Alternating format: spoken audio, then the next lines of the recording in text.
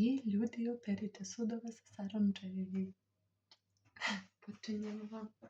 Nema mnogo, ali eto, koristimo seriju.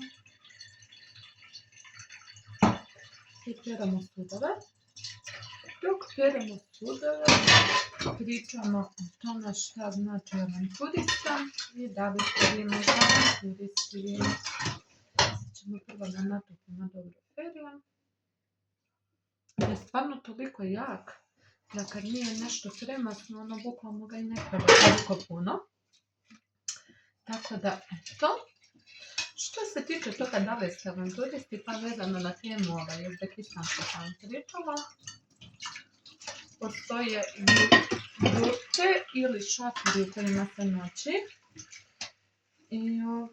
I tad ono budeš u sobi sa nekoliko njih tebi nepoznatih ljudi i nema toalet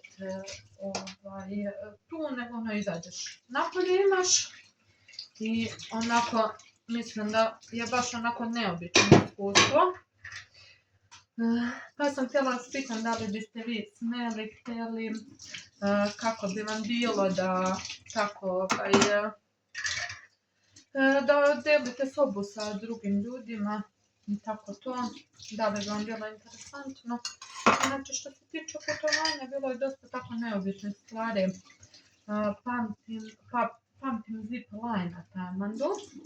To mi je onako baš bilo ludilo. 2020. godine, posle počinjena korona i sve.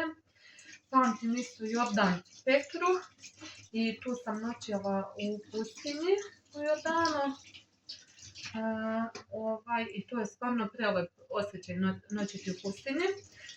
Preko dana je toplije, uveče bude toliko hladno da ono, bukvalno sam nosila duks i sve to. Bukvalno se smrzneš. I sjećam se da je bilo CD sa Draganom Mirkovićem, njihov koncept. To smo tako slušali, blesili se. Oni inače vade meso dole iz zemlje.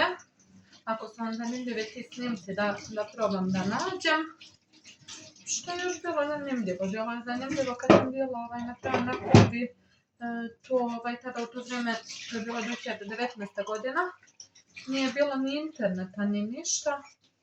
I ono podsjećalo me na vrijeme kao kod nas kad su bile sankcije zbog cigara i tako to je ono vrijeme kod njih. I mnogo je dobar narod da mi baš onako nekad bude žao što tako ispašta njihova država. Jako se nešto mnogo ne razumijem u politiku i ne pratim, ali baš njihova država ispašta.